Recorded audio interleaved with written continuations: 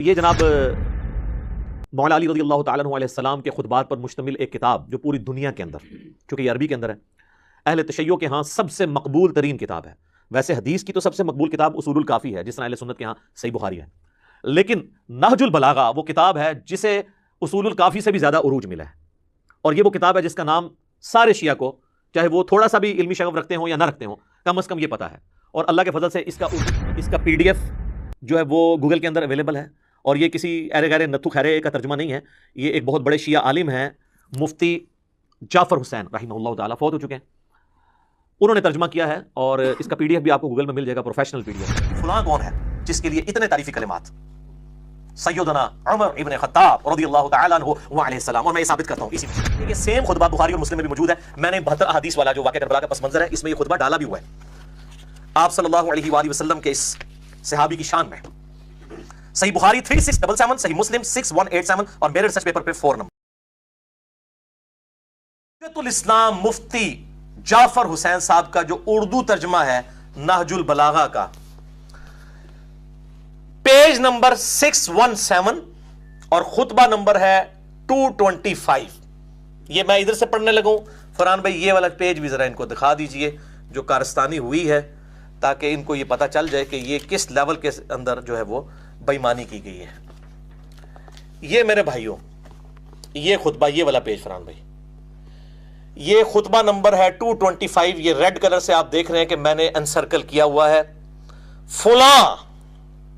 فلاں کے بارے میں نہ نہیں لکھتے، چھپا جاندے نے، فلاں، یہ فلاں پھر میں بتاتا ہوں فلاں کون تھا جس کے بارے میں مولا علی علیہ السلام نے تعریفی کلمات کہے اور انہوں نے چھپا لیے۔ اب یہ خطبہ میں آپ کو ورڈ بائی ورڈ یہ مفتی جعفر صاحب کا ترجمہ ہی پڑھ کے سناتا ہوں، یہ آپ ذرا سنیے۔ خطبہ نمبر ہے 225، پیج نمبر 617، اور اردو ترجمہ سنیں۔ فلاں شخص کی کارکردگی کی جزا اللہ ہی ان کو دے۔ اب یہ فلاں کون ہے کوئی نہیں بتایا، کیونکہ وہ کوئی ایسی شخصیت تھی جس سے شاید اس کتاب کے لکھنے والا یا اس کا کاتب کو چڑ کھاتا تھا۔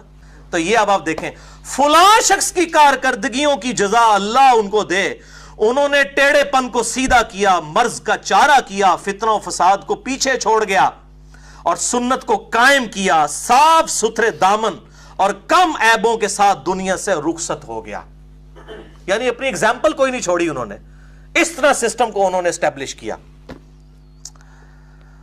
اللہ اکبر۔ دنیا کی بھلائیوں کو پا لیا اور اس کی شر انگیزیوں سے آگے بڑھ گئے، اللہ کی اطاعت بھی کی اور اس کا پورا پورا خوف بھی رکھا، خود تو چلے گئے اور لوگوں کو ایسے متفرق راستوں پر چھوڑ گئے جن میں گم کردہ راہ راستہ نہیں پا سکتا۔ یعنی وہ خود تو ہستی چلی گئی، لیکن پیچھے اب ایسا معاملہ ہے کہ اس کے لیول کا کوئی بندہ نہیں ہے اور ہدایت یافتہ یقین تک نہیں پہنچ سکتا۔ یہ فلاں کون ہے جس کے لیے اتنے تعریفی کلمات؟ سیدنا عمر ابن خطاب رضی اللہ تعالیٰ عنہ وعلیہ السلام، اور میں یہ ثابت کرتا ہوں اسی میں سے۔ اور آپ حیران ہوں گے کہ سیم خطبہ بخاری اور مسلم میں بھی موجود ہے۔ میں نے 72 احادیث والا جو واقعہ کربلا کا پس منظر ہے، اس میں یہ خطبہ ڈالا بھی ہوا ہے۔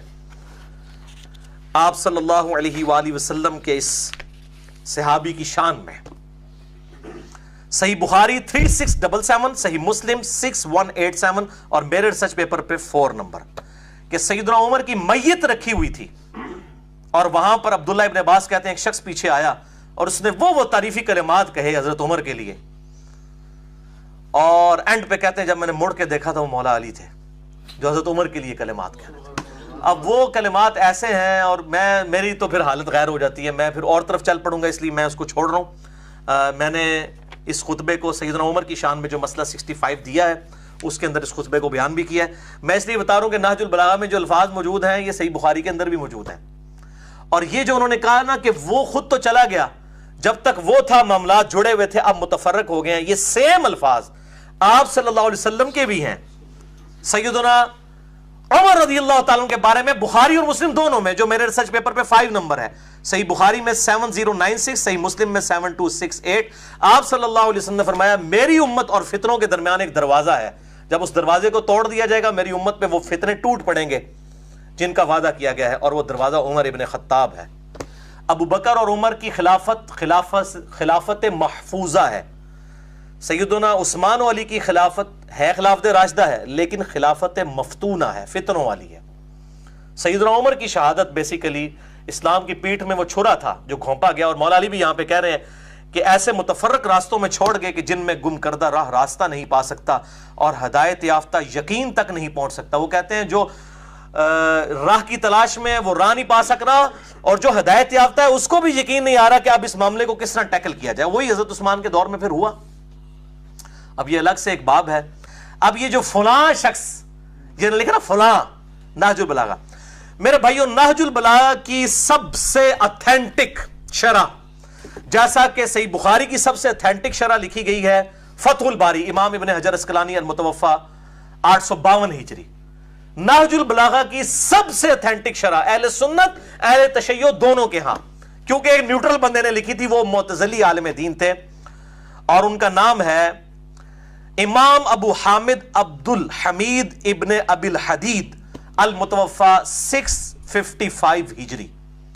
ان کو شیعہ اور سنی دونوں ہی قدر کی نگاہ سے دیکھتے ہیں، کیونکہ نیوٹرل سے نا، سنی کے ہوتے تو شیعہ کہتے ہیں ایویں سی، شیعہ کے ہوتے تو سنی کہتے ہیں، تو یہ نیوٹرل بندہ تھا، اس نے بھی شرح لکھی ہے نہج البلاغہ کی، اور سب سے عرب اور عجم میں یہ سب سے زیادہ مشہور شرح ہے۔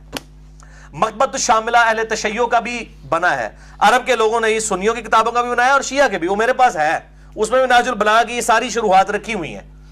اور اس میں یہ جو شخص تھا نا جی، اس کا بڑا ذاتی شغف تھا نہج البلاغہ کے ساتھ۔ اس کے پاس امام رضی شریف المتوفا 406 ہجری جنہوں نے نہج البلاغہ لکھی، مولا علی کے خطبات جمع کیے، ان کا قلمی نسخہ اس بندے کے پاس نہج البلاغہ کا تھا، ان کے ہاتھ کا لکھا ہوا، اور اس میں نا یہ فلاں جو ہے نا، فلاں کے ساتھ سٹیرک لگا کے، شاید انہوں نے تو اپنے عوام سے بچنے کے لیے تقیہ کیا ہو، سٹیرک لگا کے نا فٹ نوٹ پہ انہوں نے لکھا تھا کہ فلاں سے مراد عمر ابن خطاب ہے رضی اللہ تعالیٰ عنہ علیہ السلام۔ یہ میں اپنی طرح سے نہیں بتا رہا، جس نے نہج البلاغہ لکھی اس کے قلمی نسخے میں یہ چیز موجود ہے کہ اس نے یہ انصاف کیا کہ تقیہ کر لیا، لیکن ساتھ فٹ نوٹ پہ یہ لکھ بھی دیا کہ عمر ابن خطاب ہے، تاکہ اپنی عوام سے جان چھڑائی جا سکے۔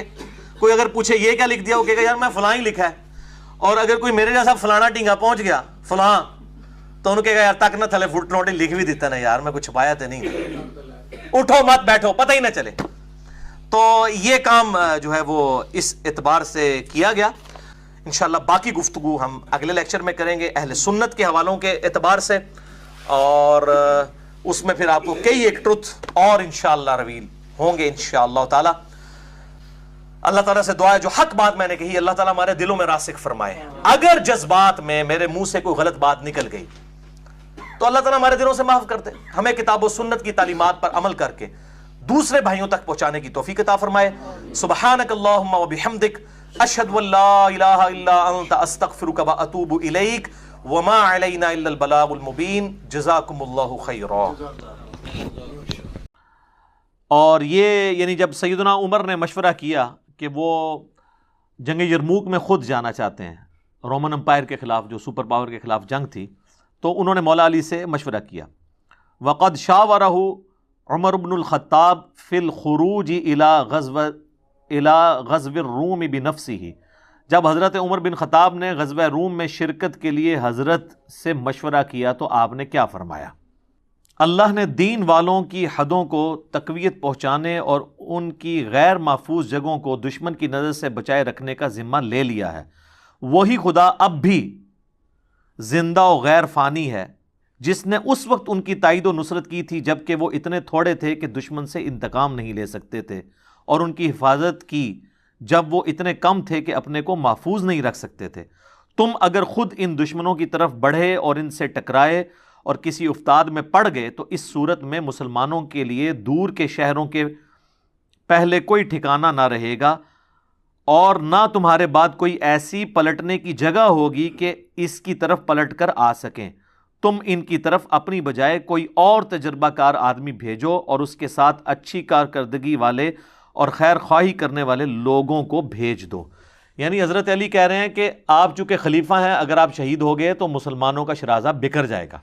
یعنی حضرت علی حضرت عمر کو مسلمانوں کی جمعیت کے ایک جگہ رہنے کا سبب سمجھتے تھے اور اس چیز کو ناپسند کرتے تھے کہ وہ جنگ میں جائیں اور رسک میں ڈلیں. تو بہرحال پھر مشورے سے ابو عبیدہ ابن جرح کو بھیجا گیا اور جنگ یرموک میں اللہ نے مسلمانوں کو کامیابی دی اور رومن امپائر جو ہے وہ ہمیشہ کے لیے ایسی مغلوب ہوئی کہ جزیہ دینے کے اوپر آمادہ ہو گئی. پھر وہ آگے کہتے ہیں اگر اللہ نے غلبہ دے دیا تو تم یہی چاہتے ہو، اور اگر دوسری صورت ہوئی یعنی شکست ہو گئی تو تم لوگوں کے لیے ایک مددگار اور مسلمانوں کے لیے پلٹنے کا مقام تو ہوگے. وہ کہتے ہیں اگر خدا نہ خواستہ یرموک میں ہمیں شکست بھی ہو گئی تو جو مسلمان ہیں جو بچے ہوئے ہوں گے وہ واپس آ جائیں گے، پھر ہم نئی ایک مہم لانچ کر دیں گے. لیکن اگر تم مارے جاتے ہو اس جنگ کے اندر تو پھر دوبارہ سے عرب قبائل کو جمع کر کے رومنز کے خلاف کھڑا کرنا ہی مشکل کام ہوگا. اچھا، اسی طریقے سے جب مشورہ مانگا گیا جنگ قادسیہ کے لیے جو پرشین امپائر کے خلاف تھی، دوسری سپر پاور، یہ ریفرنس نمبر 5 ہے آج کا آخری ریفرنس، یہ خطبہ ہے 144 اور اس میں بھی آپ دیکھیں وَقَدِ اسْتَشَاوَرَهُ عمر بن الخطاب فی الشخوص لقتال الفرس بنفسه. جب فارس کے قتال کے لیے حضرت عمر نے مشورہ مانگا مولا علی سے کہ وہ خود جانا چاہتے ہیں تو یہاں پر بھی مولا علی نے روک دیا اور پھر مشورے کے بعد سعد ابن ابی وقاص کو بھجوایا گیا. 8,500 مسلمانوں کی قربانی کے بعد 4 دن کی جنگ ہوئی بڑی سخت، اور اس کے بعد مسلمانوں کو اللہ تعالیٰ نے فتح دی اور ہمیشہ کے لیے پرشین امپائر ختم ہو گئی. یہ ساری چیزیں عمر سیریز کے اندر فلمائی ہیں جی، بہت زبردست انداز میں. جو قطر والوں نے 30 اقساط کے اوپر حضرت عمر پہ پوری ان کی بائیوگرافی، بلکہ ان کو سینٹرڈ کرتے ہوئے سیرت الرسول ہی آپ سمجھ لیں ایک طرح کی فلم آتی ہے، اعلان نبوت سے 6 سال قبل سے لے کر سیدنا عمر کی شہادت تک، اردو ڈبنگ کے ساتھ، اردو سب ٹائٹل کے ساتھ، انگلش سب ٹائٹل کے ساتھ، ہر اعتبار سے ویڈیوز اویلیبل ہیں ہماری ویب سائٹ کے اوپر رکھی ہوئی ہے، آپ جا کے وہاں سے ڈاؤن لوڈ کر کے دیکھ سکتے ہیں.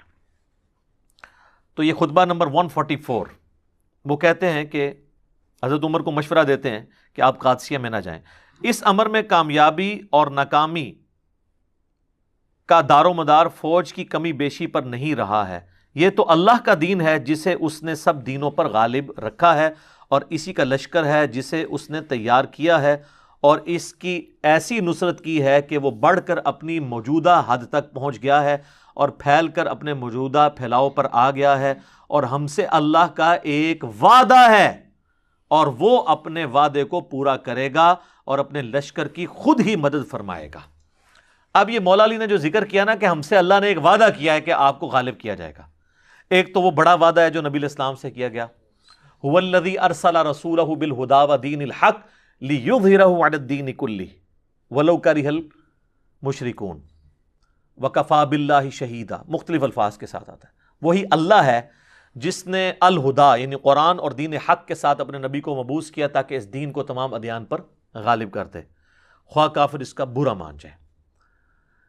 ایک تو یہ ایک جنرل وعدہ ہے، اور ایک اسپیسیفکلی انہوں نے کہا ہم سے بھی اللہ کا ایک وعدہ ہے، اور وہ وعدہ ہے سورہ النور کی آیت نمبر 55 جسے آیت استخلاف کہتے ہیں. وعد اللہ الذین آمنوا منکم وعملوا الصالحات، اللہ کا وعدہ ہے تم میں سے ان لوگوں کے لیے جو کہ ایمان لائیں گے اور نیک اعمال کریں گے، لَيَسْتَخْلِفَنَّهُمْ فِي الْأَرْضِ، کہ اللہ تعالیٰ ضرور زمین میں انہیں خلافت دے گا، كَمَا اسْتَخْلَفَ الَّذِينَ مِن قَبْلِهِمْ، جس طرح کہ ان سے پہلے لوگوں کو دی. تو مولا علی رضی اللہ تعالیٰ عنہ علیہ السلام خلفۂ ثلاثہ کی جنگوں کو اور اس کے نتیجے میں حاصل ہونے والی کامیابیوں کو اللہ کا انعام سمجھ رہے ہیں اس آیت کے تحت.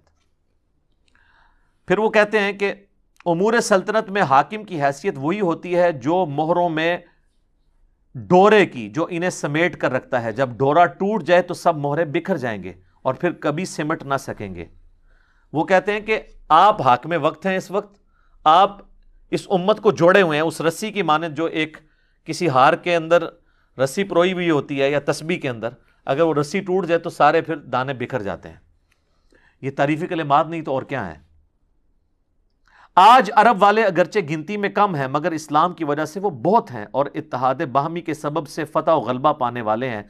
تم اپنے مقام پر کھونٹی کی طرح جمے رہو اور عرب کا نظم و نسق برقرار رکھو اور انہی کو جنگ کی آگ کا مقابلہ کرنے دو، اس لیے کہ اگر تم نے اس سرزمین کو چھوڑا تو عرب اطراف و جوانب سے تم پر ٹوٹ پڑیں گے، یہاں تک کہ تمہیں اپنے سامنے کے حالات سے زیادہ ان مقامات کی فکر ہو جائے گی جنہیں تم اپنے پس پشت غیر محفوظ چھوڑ کر گئے ہو۔ یہی تو ہوا ہے حضرت ابوبکر کے دور میں، حضور کی وفات ہوئی ہے تو کئی عرب قبائل مرتد ہو گئے، تو حضرت ابوبکر کو تو پہلے 2 سال انہی قبائل سے نپٹنا پڑا ہے۔ اس دوران بھی پرشین امپائر کے کچھ حصے فتح ہو گئے تھے لیکن بڑی مہم نہیں لانچ ہو سکی کیونکہ اندر کے قبائل ہی مرتد ہو گئے تھے۔ اور انہی کے بارے میں بخاری مسلم میں آتا ہے نا کہ میرے حوض کوثر پہ کچھ لوگ آئیں گے، میں جنہیں پہچانتا ہوں گا، میں کہوں گا اصحابی اصحابی، یہ تو میرے ساتھی ہیں، میرے صحابہ ہیں۔ یعنی قانوناً تو وہ صحابی تھے نا جنہوں نے فتح مکہ پہ حضور کو دیکھا، ایمان لے کر آئے، بعد میں وہ عرب قبائل مرتد ہوئے حضرت ابوبکر کے دور میں، تو وہ ظاہر ہے کہ وہ حضور کی زندگی تک تو وہ صحابی تھے قانوناً، بعد میں مرتد ہوئے نا۔ اب یہ ایک الگ سے ٹاپک ہے، مسئلہ 96 میرا ریکارڈڈ ہے، عظمت صحابہ، رد المنافقین اور سنی شیعہ کے اختلاف کا تحقیقی جائزہ، وہ آپ دیکھ لیں۔ تو مولا علی کہہ رہے ہیں کہ تم اس جگہ پہ رہو، اگر تم جنگ میں آگے گئے تو پیچھے عرب قبائل مدینے پہ ٹوٹ پڑیں گے، دارالخلافہ کے اوپر، کیپٹل سٹی کے اوپر، اور پھر تمہیں 2 جگہ کی ٹینشن ہوگی، پیچھے کی بھی اور آگے کی بھی۔ اگر تم یہیں پر رہو گے تو اس میں بھی انہوں نے وہی بات کی کہ اگر خدا نہ خواستہ آگے شکست ہو بھی گئی تو وہ تمہاری طرف پلٹ آئیں گے، پھر تم مزید کمک روانہ کر دینا اور نیکسٹ ہم کسی بیٹل فیلڈ میں ان سے جیت جائیں گے۔ کل اگر عجم والے تمہیں دیکھیں گے تو آپس میں یہ کہیں گے کہ یہ ہے سردار عرب، اگر تم نے اس کا قلع کما کر دیا تو آسودہ ہو جاؤ گے، تو اس کی وجہ سے ان کی حرص اور طمع تم پر زیادہ ہو جائے گی۔ وہ کہتے ہیں وہ تو چاہ رہے ہیں کہ آپ باہر نکلیں تو وہ آپ کو قتل کریں تو ساری مینجمنٹ کمزور ہو جائے۔ یہ سارے تعریفی کلمات ہیں، مطلب یہ جس شخص کے ساتھ انسان محبت رکھتا ہو اسی کے لیے کلمات بول سکتا ہے۔ لیکن یہ جو تم کہتے ہو کہ وہ لوگ مسلمانوں سے لڑنے بھیڑنے کے لیے چل کھڑے ہوئے ہیں تو اللہ ان کے بڑھنے کو تم سے زیادہ برا سمجھتا ہے۔ یعنی حضرت عمر یہ سمجھتے تھے اگر میں جاؤں نا تو کامیابی کے زیادہ چانس ہیں کیونکہ وہ بڑی سخت فوج ہے۔ اور آپ کو بتاؤں یہ پرشینز جو تھے نا یہ رومن امپائر سے زیادہ جنگجو لوگ تھے کیونکہ یہ لوگ عرب کی طرح ایک ٹف ماحول کے عادی تھے، اور آپ کو پتہ ہے وہاں پہ یہ اتنے بڑے بڑے ہاتھی بھی لے کے آگے تھے، اور مسلمانوں کے گھوڑوں نے ہاتھی تو دیکھے نہیں ہوئے تھے، تو وہ پھر گھوڑے بھاگ جاتے تھے ان ہاتھیوں کو دیکھ کے۔ پھر بنو تمیم کے لوگوں نے اپنے گھوڑے بھی چھوڑ کے انہوں نے پیدل چل کے نیزوں سے ان ہاتھیوں کو گرایا ہے۔ یہ بہت بڑی یعنی ایک سمجھ لیں مسلمانوں کی قربانیاں تھیں۔ تو حضرت عمر کو حضرت علی یہ کہہ رہے ہیں کہ جتنی تمہیں ٹینشن ہے نا اس بات کی کہ کیا بنے گا، تو اللہ تعالیٰ کافروں کے غلبے کو تم سے زیادہ برا سمجھتا ہے جتنا تم سمجھ رہے ہو، تو اللہ پہ توکل کرو، اللہ تعالیٰ فتح دے گا۔ اور وہ جسے برا سمجھے اس کے بدلنے اور روکنے پر بہت قدرت رکھتا ہے، اور ان کی تعداد کے متعلق جو کہتے ہو کہ وہ بہت زیادہ ہیں، تو ہم سابق میں کثرت کے بلبوتے پر نہیں لڑا کرتے تھے بلکہ اللہ کی تائید اور نصرت کے سہارے پر لڑا کرتے تھے۔ یعنی یہ بھی انہوں نے کہہ دیا کہ بھئی جنگ قادسیہ میں اگر پرشین کی تعداد زیادہ ہے اور مسلمان بہت تھوڑے ہیں تو یہ ٹینشن نہ لو، پہلے بھی ہم نے جتنی جنگیں جیتی ہیں نا وہ اللہ کی نصرت اور مدد سے ہی جیتی ہیں، تو اب بھی وہی اللہ جس نے ہمیں ان جنگوں میں فتح دی تھی تو اس جنگ میں بھی ہمیں فتح دے گا۔ یہ 5 میں نے پنجتن پاک علیہ السلام کی ریفرنس سے ان کی نسبت سے حوالے پیش کیے اور یہ نہج البلاغہ سے پیش کیے۔ اس کا اسلوب، ان خطبات کے اندر جو لینگویج استعمال ہوئی ہے وہ بالکل کلیئر کٹ اشارہ کرتی ہے کہ خلفائے ثلاثہ کا ایشو الگ تھا، بنو امیہ کا ایشو الگ تھا، اور بنو امیہ ایکسکلوڈنگ عثمان ابن عفان اور عمر بن عبدالعزیز رضی اللہ عنہما وعلیہم السلام، ان کو چھوڑ کے، چونکہ وہ غالب اکثریت کی بات ہوتی ہے۔ تو یہ 5 خطبات، اس کے علاوہ بھی اور پیش کیے جا سکتے ہیں، میرے پاس تو بہت کچھ اس میں پیش کرنے کو ہے۔ تو اس کی روشنی میں اگر آپ دیکھیں، اور آپ ایک خطبہ نمبر 3 شقیہ لے کے بیٹھے ہوئے ہیں، اس خطبے کا نام ہے، اس کی تو لینگویج بھی نہ مولا علی والی لینگویج لگتی ہے اور نہ اس کتاب کے اسلوب کو وہ سپورٹ کرنے والی ہے۔ چلیں یہ اب وہ نہج البلاغہ بائی چانس کھلی ہوئی ہے تو میں اصول برکت کے لیے 1-2 حوالے آپ کو اور دے دیتا ہوں تاکہ یہ یعنی ایک سمجھ لیں پنجتن پاک سے اب 7 کی نسبت ہو جائے گی۔ 7 کی نسبت بھی تو ہے نا جی، 7 آسمان ہے، طواف کعبہ کے 7 چکر ہیں. تو آپ یہ ذرا دیکھیے گا، یہ جو میں اب ریفرنس آپ کو، ایک تو میں نے اکثر بیان کیا نا کہ نبی علیہ السلام کی 4 بیٹیوں کے حوالے سے ایک بہت فتنہ کھڑا کرتے ہیں، اور یہ بھی صرف یہ سب کانٹیننٹ کے لوگ ہیں. ایران کے اہل تشیع علماء نبی علیہ السلام کی 4 بیٹیاں مانتے ہیں، اور ان کی اپنی حقیقی بیٹیاں. ایک یہ ایشو، دوسرا سید کا غیر سید سے نکاح. امام خمینی خود سید تھے اور ان کے داماد جو ہیں غیر سید ہیں، انہوں نے اپنی بیٹیاں غیر سید کو دی ہوئی ہیں. یہ یہاں کا ایشو ہے. یہ یہاں پہ شیعان علی نہیں ہے، یہ عزادار رہتے ہیں، یہ عزادار ہے، شیعان علی نہیں ہے. تو یہ اب سنیں، 456 نمبر پیج ہے اس کا، پیج تو خیر چینج ہو سکتا ہے. خطبہ ہے 162. حضرت عثمان غنی رضی اللہ تعالیٰ عنہ کہ گورنروں کی شکایتیں جب مولا علی کے پاس لوگ لے کے آتے تھے کہ آپ حضرت عثمان کو سمجھائیں ان کے گورنر کس طریقے سے معاملات کو مس ہینڈل کر رہے ہیں، اور اس کی وجہ سے مسلمانوں میں ایک تشویش پائی جاتی ہے. تو حضرت عثمان کو جو حضرت علی نے سمجھایا ہے نا، یہ وہ خطبہ ہے. تو اور اس میں دیکھیں کتنے پیارے انہوں نے الفاظ استعمال کیے. یہ خطبہ 162 ہے. جب امیر المومنین علیہ السلام کے پاس لوگ جمع ہو کر آئے اور عثمان کے متعلق جو باتیں انہیں بری معلوم ہوئی تھیں ان کا گلہ کیا، اور چاہا کہ حضرت ان کی طرف سے ان سے بات چیت کریں اور لوگوں کو رضامند کرنے کا ان سے مطالبہ کریں. چنانچہ آپ علیہ السلام تشریف لائے اور حضرت عثمان سے کہا، لوگ میرے پیچھے منتظر ہیں اور مجھے اس مقصد سے تمہارے پاس بھیجا ہے کہ میں تمہارے اور ان کے جو اختلافات ہیں ان کو نپٹاؤں. خدا کی قسم میری سمجھ میں نہیں آتا کہ میں تم سے کیا کہوں، جبکہ میں اس سلسلے میں ایسی کوئی بات نہیں جانتا کہ جس سے تم بے خبر ہو. وہ کہتے ہیں حضرت عثمان آپ کو سب کچھ پتہ ہے جو کچھ ہو رہا ہے، آپ کے جو تحفے آپ نے جو مسلط کیے ہوئے ہیں امت کے اوپر، بنو امیہ کے یہ جو لونڈے ہیں، تو آپ کو تو سب کچھ پتہ ہے. اچھا یہ ساری باتیں بخاری مسلم میں بھی موجود ہیں، میں اس طرف نہیں جا رہا آج، وہ آپ میرا ریسرچ پیپر کربلا والا پڑھ لیں، میں نے یہ ساری باتیں بتائی ہیں وہاں پہ بھی. اور نہ کوئی ایسی چیز بتانے والا ہوں کہ جس کا تمہیں علم نہ ہو، جو تم جانتے ہو وہ ہم جانتے ہیں. نہ تم سے پہلے ہمیں کسی چیز کی خبر تھی کہ تمہیں بتائیں، اور نہ علیحدگی میں کچھ سنا ہے کہ تم تک پہنچائیں. جیسے ہم نے دیکھا ویسے تم نے بھی دیکھا، اور جس طرح ہم نے سنا تم نے بھی سنا. جس طرح ہم رسول اللہ کی صحبت میں رہے تم بھی رہے. یعنی سب کچھ آپ کو پتا ہے کہ یہ نظام حکومت وہ نہیں ہے جو رسول اللہ اور شیخین کا تھا. مختار سقفی پہ فلم بنائی ہے ایران والوں نے، اس میں سلمان ابن سرد صحابی جو حضرت حسین علیہ السلام کو خط لکھ کے بلواتے ہیں، تو وہ خط میں یہی لکھتے ہیں نا کہ اس نے شیخین کا راستہ چھوڑ دیا ہے امیر شام نے. ٹھیک ہے، اور پھر اس کی وفات کے بعد وہ لکھتے ہیں کہ ایک مر گیا اور اپنے پیچھے دوسرا چھوڑ گیا. اب وہ لفظ انہوں نے کیا استعمال کیا تھا، وہ لفظ بہت بھاری تھا. وہ انہوں نے وہی لفظ استعمال کیا تھا جو موسیٰ علیہ السلام کے مخالف کا نام ہے، کہ وہ مر گیا اور اپنے پیچھے ایک دوسرا چھوڑ گیا. اچھا، اور حق پر امر پیرا ہونے کی ذمہ داری ابن ابی قحافہ اور ابن خطاب پر اس سے زیادہ نہ تھی جتنی کہ تم پر ہونا چاہیے. وہ کہتے ہیں کہ حضرت ابو بکر اور عمر جو حق پر قائم رہے نا، اس سے زیادہ ذمہ داری تمہاری بنتی ہے حق پہ قائم رہنے کی. کیوں؟ وہ بتا رہے ہیں.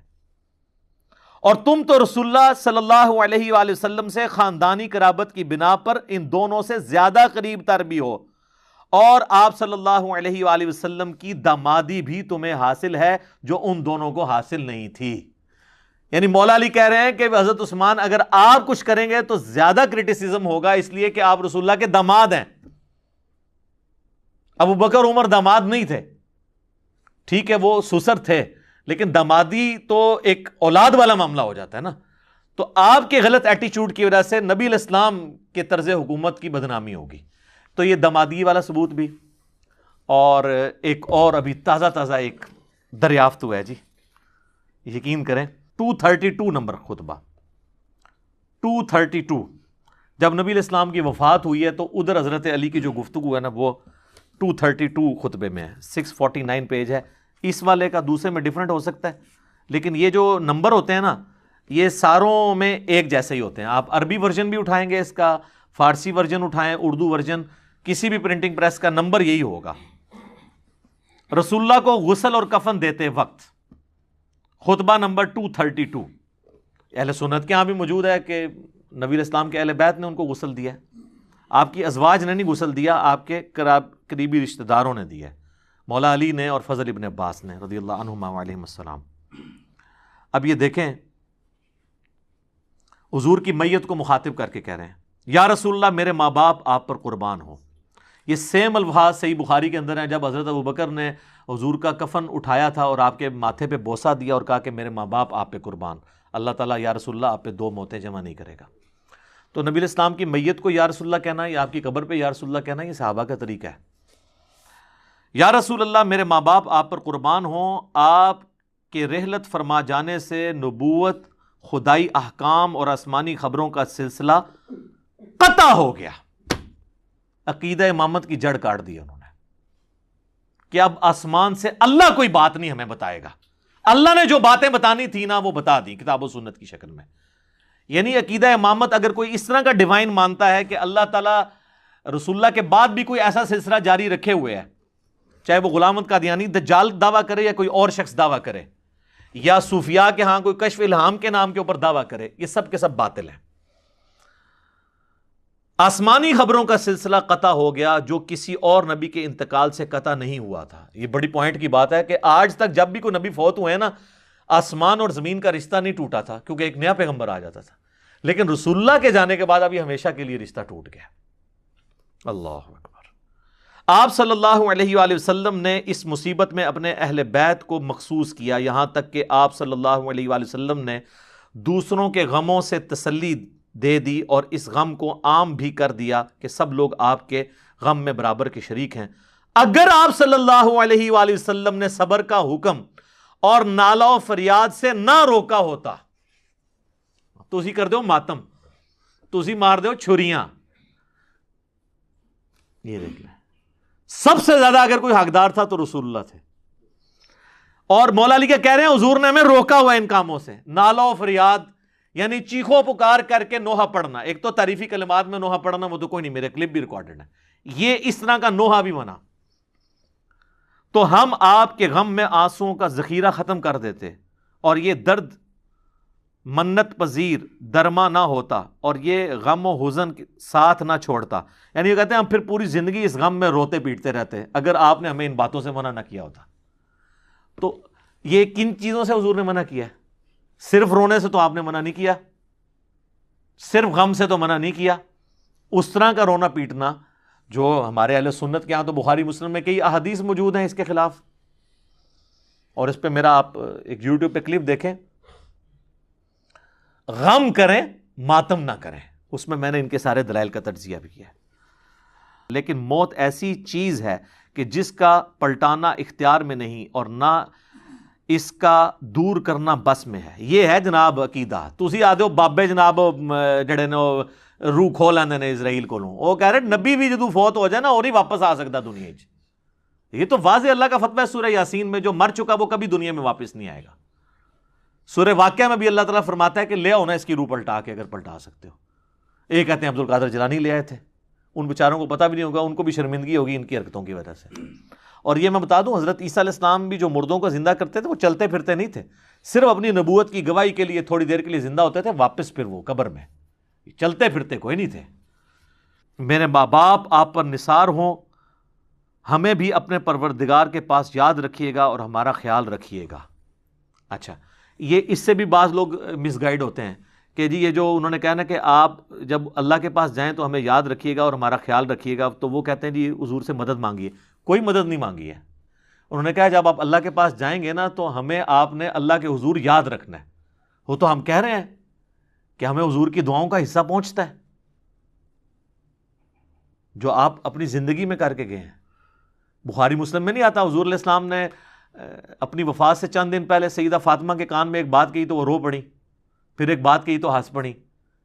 تو اما عائشہ نے پھر بعد میں پوچھا اور کہا میں تمہیں اس حق کا واسطہ دیتی ہوں جو میرا تم پر ہے، مجھے بتاؤ رسول اللہ نے کیا بات کی تھی. زندگی میں انہوں نے بھی نہیں پوچھا، ان کو بھی پتا تھا کہ راز کی بات ہے.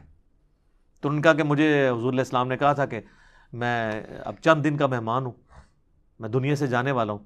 تو اس پہ میں رو پڑی اور پھر مجھے کہا کہ میرے اہل بیت میں سب سے پہلے تم مجھے آ کے ملو گی.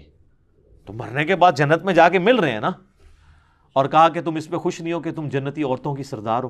یہ بخاری مسلم دونوں میں حدیث موجود ہے. تو اس میں مسکرا پڑی. اسی طریقے سے جو مسند احمد میں حدیث ہے، جو کربلا والے دن حضرت ابن عباس نے خواب دیکھا تھا کہ حضور علیہ السلام کے بال پرانگدہ ہیں اور بڑی غم کی حالت ہے اور ہاتھ میں خون کی ایک شیشی اٹھائی ہوئی ہے، اور ابن عباس کہتے ہیں میرے ماں باپ آپ پہ قربان، یہ آپ کی کیا حالت ہے؟ تو فرمایا صبح سے حسین اس کے ساتھیوں کا خون جمع کر رہا ہوں. میرے حسین ان کے ساتھیوں کو مظلومانہ شہید کر دیا گیا کربلا میں، اور وہ شیشی آپ علیہ السلام نے اٹھائی ہوئی تھی. تو ابن عباس گھبرا کے اٹھے اور وہ دن اور تاریخ یاد رکھی. وہ 10 محرم 61 ہجری تھا. بعد میں کافی دنوں بعد خبر آئی، ظاہر ہے اس وقت انٹرنیٹ کا دور تو نہیں تھا، تو پتہ چلا کہ ایگزیکٹ اسی دن شہادت حسین ہوئی تھی علیہم السلام اجمعین. تو یعنی نبی الاسلام کو اللہ تعالیٰ نے دکھایا کہ وہ اس غم کیا. اچھا یہ حدیث لکھ کے نا اسماعیل دہلوی، جس کو دیوبندی اور بریلوی، دیوبندی اور اہل حدیث دونوں اپنا بزرگ مانتے ہیں، تذکیر الاخوان ما تقویت الایمان کٹھی چھپی ہوئی ہے، اس میں اس نے وہ جب بھی لکھتا ہے یزید پلید یزید پلید یزید پلید. اور یہ حدیث لکھ کے وہ لکھتے ہیں کہ اس حدیث سے پتہ چلا کہ نبی علیہ السلام اللہ کی جنتوں میں بھی اپنے حسین کی وجہ سے غم زدہ ہیں. یہ اسماعیل دہلوی نے لکھا ہے. تو یہ ایک علیحدہ سے ایک موڈ ہے، یہ ایک الگ چیز ہے، اور نہ یہ ہے کہ کربلا میں کوئی فزیکلی حضرت حسین علیہ السلام کے بعد حضور آ گئے تھے. یہ ایک تمثیل دکھائی گئی ہے تاکہ امت تک ایک میسیج پہنچایا جائے. تو یہ جناب آپ مجھے یہ بتائیں، یہ ماتم، چھوریاں، کوئلوں پر ماتم، زنجیر زنی، یہ یعنی مولا علی تو کہہ رہے ہیں یا رسول اللہ آپ نے روکا ہوا ہے ورنہ ہم یہ سارے کام آپ کے ساتھ بھی کرتے. تو آج میرا خیال ہے نہج البلاغہ سے جو میں نے 7 ریفرنسز پیش کر کے یہ کتاب بھی بند کر دی ہے اور سارے فرسودہ نظریات بھی بند کر دیے ہیں، جو میں نہیں کہتا شیعان علی کے ہیں، یہ شیعان بنو امیہ کے ہیں. شیعان علی وہ ہوں گے جو پھر بکش مسلمان بنیں گے، یعنی کہ دوسرے معنوں میں کہ مرنے سے پہلے اے مسلمان کر لے اس پہ غور، کتابوں کا خدا اور ہے، بابوں کا خدا اور. کتابوں کے شیعہ اور ہیں، بابوں کے شیعہ اور. کتابوں کا جہاں اور ہے، بابوں کا جہاں اور. تو یہ میں نے علمی طریقے سے ایک پوائنٹ آف ویو سامنے رکھا ہے، کیونکہ مجھے پتا تھا کہ یہ ایک موقع ہے کہ ہم بات پہنچا سکتے ہیں. اور میں نے پہلے بھی کئی دفعہ یہ چیزیں مختلف نشستوں کے اندر بیان کی ہیں، سکیٹرڈ فارم کے اندر. آج ذرا کمبائنڈ فارم کے اندر آ گئی ہیں تاکہ ایک سوچنے کا موقع پرووائڈ کیا جائے. اللہ تعالیٰ سے دعا ہے جو حق بات میں نے کہی ہے اللہ تعالیٰ ہمارے دلوں میں راسخ فرمائے. اگر جذبات میں میرے منہ سے کوئی غلط بات نکل گئی ہے تو اللہ تعالیٰ ہمارے دلوں سے ہی اسے دور کر دے اور ہمیں معاف بھی فرما دے. صلاۃ بر محمد و آل محمد. اللہم صلی علی محمد و علی آل محمد. سبحانک اللہم و بحمدک، اشہد ان لا الہ الا انت، استغفرک و اتوب الیک، وما علینا الا البلاغ المبین. جزاکم اللہ خیرا.